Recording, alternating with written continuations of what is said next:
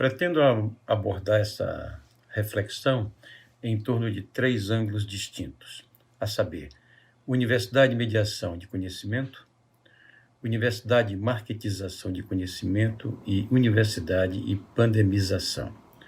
O primeiro ângulo, que envolve o aspecto da universidade como mediadora, destaca como espécie de arquivo, né?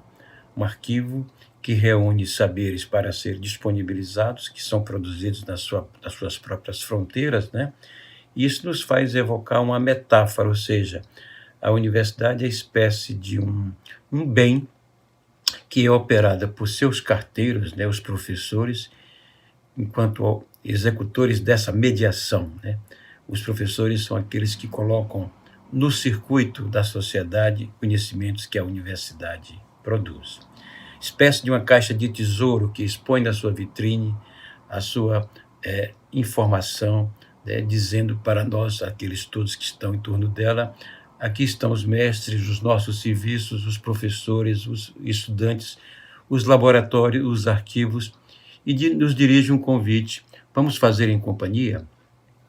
Pois bem, nesse contexto, as agências são subordinadas à universidade, no sentido de que segue as suas orientações, né? Quer dizer, não impõe sobre a universidade as suas identidades, as suas matrizes, né? Os financiamentos são ditados pela própria natureza dos serviços que a universidade presta. As sociedades civis, científicas são espécie de entidades que se destacam como estruturas inspiradoras e ajuizadores das políticas universitárias e científicas. Elas representam espécie de fórum às sociedades científicas que se deslocam também para o seio da universidade ao lado de politicólogos e de instituições planejadoras de conhecimentos, etc., realizando aí uma espécie de uma concertação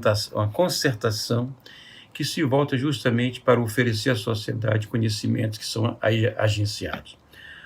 Também destacamos que os potenciais da internacionalização da universidade são orientados, esses potenciais são orientados pela sua própria competência, ou seja, ela anuncia para os fóruns externos o que ela tem de potencial e de vocação para se lançar a esse cenário de internacionalização, de coprodução de conhecimentos na esfera da sociedade mais ampla.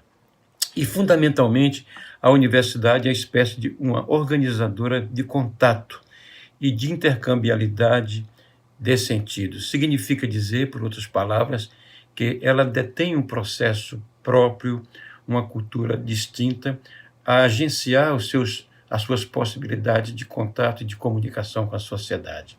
E é nesse contexto que se colocam aí todos os dispositivos de comunicação a serviço da exibição, do posicionamento, da veiculação desta marca tão importante para a sociedade como um todo, né?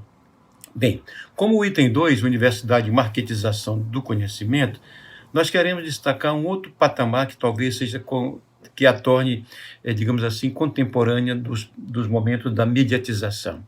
A universidade, ela é subordinada às lógicas, digamos assim, de interação de outros ambientes, né? Sua vocação mediadora se enfraquece porque é também subordinada a outros elos, né? A uma outra arquitetura de comunicação e de circulação de conhecimentos. Dá-se a perda da sua natureza de uma entidade autônoma e, sobretudo, do seu trabalho produtivo, que passa a ser entremeado e entrelaçado com outras injunções de outras agências e de outros segmentos de produção de conhecimentos. E a sua cultura, digamos assim, ela é subordinada às novas transações de agendas. E é nesse contexto que a cultura universitária ela passa a depender largamente das injunções e de lógicas de um conjunto de outros segmentos, como, por exemplo, as agências, né, que, de alguma maneira, passam a ditar as condições de organização e de oferta de serviços por parte da universidade. Em síntese, a transação da universidade com as agências passa a ser realizada muito mais pelas políticas e pelas motivações e pelas pressões das agências do que necessariamente por políticas produzidas nos fóruns internos da própria universidade. Significa dizer, por outras palavras, que essa nova conversação entre universidade e agências, passa a ser realizada a partir de uma concorrência que é ditada pelos índices, né, pelas políticas às quais os professores passam a ser subordinados, políticas que fazem com que eles sejam reconhecidos através de etiquetas, de códigos, de plataformas, né?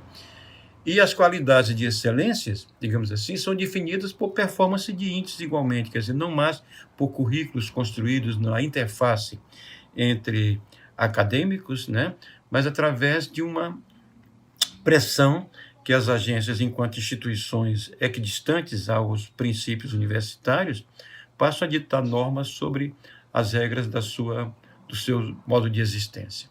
Também vale dizer que, nesse contexto, as sociedades científicas perdem uma vocação de autonomia e vão a reboque de políticas de agências, né, pressionadas muitas vezes por suas injunções, a tal ponto que disso resulta que as estratégias de ensino, de pesquisa, de extensão passam a ser permeados por uma cultura de avaliação sobre a qual as universidades perdem autonomia. Nesse contexto também, vale dizer que a sociedade, suas lógicas e suas demandas se transformam em subproduto da cultura administrativa. E a ação comunicativa intrínseca da universidade dá lugar à cultura do marketing.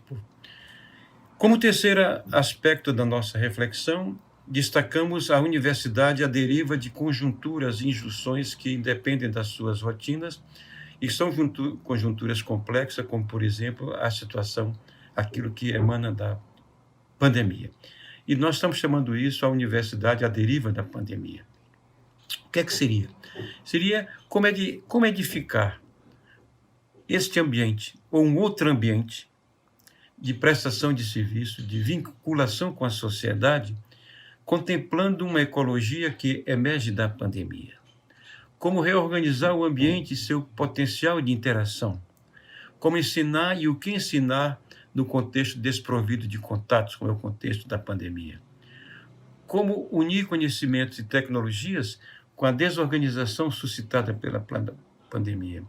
Como reorientar lógicas técnico-administrativas de currículos, laboratórios e a cultura do produtivismo para as lógicas sociais emergentes e que sofrem largamente os efeitos da pandemia. São questões que merecem e podem ser desdobradas em outras questões, como, por exemplo, que currículos, habilitações, laboratórios, professores emergem nesse cenário também. Como situá-los com os demais aspectos emergentes que fazem com que a sociedade funcione com certas dificuldades, passando a depender de um conjunto de variantes e variáveis, né, sobre as quais ela não tem uma certa atividade de gestão, a sociedade enquanto tal. O que seguimos nesse contexto, né? Com quais agendas,